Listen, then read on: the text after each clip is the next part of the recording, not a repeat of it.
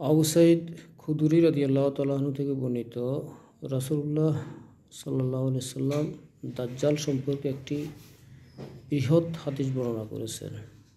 হাদিসটি সহিহ বুখারীর 2655 নম্বর হাদিস। 2655 নম্বর হাদিস। দাজ্জাল সম্পর্কে রাসূলুল্লাহ সাল্লাল্লাহু আলাইহি সাল্লাম বলেছেন, দাজ্জাল মদিনায় প্রবেশ করার জন্য চেষ্টা করবে, কিন্তু মদিনার সকল দরজা তার জন্য বন্ধ থাকবে। সে কোনোভাবেই মদিনায় প্রবেশ করতে পারবে না। যতবার সে চেষ্টা করবে বিভিন্ন ওয়েতে মদিনায় প্রবেশ করার জন্য, কিন্তু কোনোভাবেই সে মদিনায় প্রবেশ করতে পারবে না। এমত অবস্থায় সে মদিনা থেকে একটু দূরে একটা লোনা জাতীয় ভূমিতে সে অবস্থান করবে। লোনা জাতীয় ভূমিতে অবস্থান করবে দাজ্জাল। এই সময় একটা লোক দৌড়ে আসবে যে আশহাদু আন্নাকা দাজ্জাল, আশহাদু আন্নাকা দাজ্জাল, এই আমি সাক্ষ্য দিতেছি যে তুমি দাজ্জাল। রাসূল সাল্লাল্লাহু আলাইহি সাল্লাম তোমার সম্পর্কে বলেছে তুমি দাজ্জাল। রাসূল সাল্লাল্লাহু আলাইহি সাল্লাম তোমার সম্পর্কে বলেছে তুমি দাজ্জাল। তখন দাজ্জাল বলল যে আমি তোমাকে হত্যা করব, আমি এই লোকটিকে হত্যা করব, আবার জীবিত করব।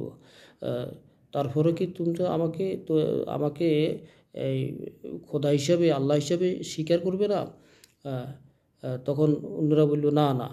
কিন্তু দাজ্জাল তাদের কথা না শুনে ওই লোকটাকে হত্যা করলো। কাকে? যে বলল আশহাদু আন্নাকা দাজ্জাল, যে বলছে যে আমি সাক্ষ্য দিতেছি তুমি দাজ্জাল। ওই লোককে হত্যা করে বলছে আমি আবার তাকে জীবিত করব, আমি তাকে হত্যা করব, আমি আবার তাকে আমি জীবিত করব, আমি তাকে হত্যা করব, আমি আবার তাকে জীবিত করব।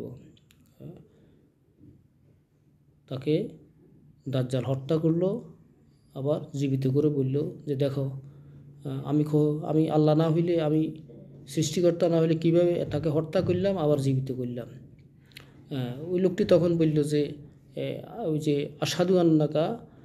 আশহাদু আন্নাকা দাজ্জাল, তুমি যে দাজ্জাল, এটা আমার আরও একটু বদ্ধ পরিমূল হইল যে আল্লাহ নবী বলেছেন যে তুমি জীবিতকে মৃত মেরে ফেলবে, আবার জীবিত করবে।